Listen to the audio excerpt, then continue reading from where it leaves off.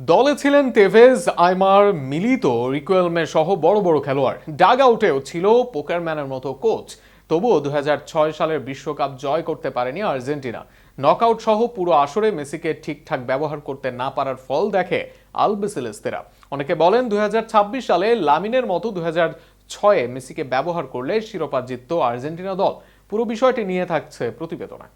২০০৬ সালের আর্জেন্টিনা দলকে ঘিরে আজও ফুটবল প্রেমীদের মনে আক্ষেপ আছে। প্রতিভায় ভরা সেই দলটিতে আছেন Carlos Tevez, Hernan Crespo, Pablo Aimar, Gabriel Milito, Juan Roman, Riquelme, Javier মাসচেরানোদের মতো তারকারা।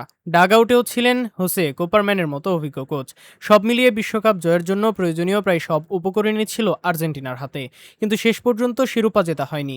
জার্মানির বিপক্ষে কোয়ার্টার ফাইনালে টাইব্রেকারে হেরে বিদায় নেয় আলবিসেলেস্তারা। আর সেই ম্যাচের পাশাপাশি পুরো আসরে লিওনেল মেসিকে যেভাবে ব্যবহার করা হয়েছিল সেটি এখনও আলোচনার অন্যতম বিষয়।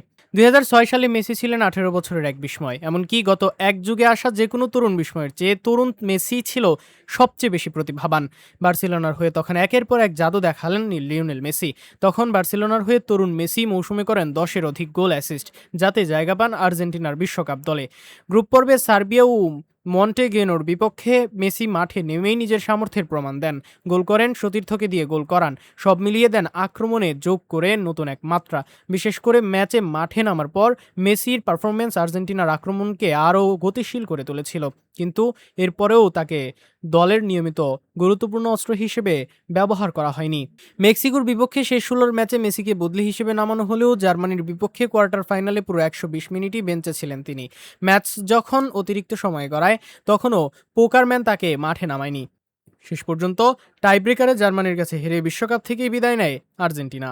এই সিদ্ধান্ত নিয়েই বছরের পর বছর আলোচনা হয়েছে, কারণ আর্জেন্টিনার আক্রমণে তখন অভিজ্ঞতার পাশাপাশি ম্যাচ বদলে দেওয়ার একজন প্রয়োজন ছিল। অনেকে বলেন ২০১৮ সালে এমবাপ্পে বা ২০২৬ সালে লামিনকে যেভাবে ব্যবহার করে শিরোপা জিতে তাদের দল, সেটা করা হয়নি ২০০৬ সালে মেসির ক্ষেত্রে। ফলে দলে একের পর এক বড় তারকা ও নাম থাকলেও সবার শেষে আটেই থেমে আর্জেন্টিনার অধ্যায়।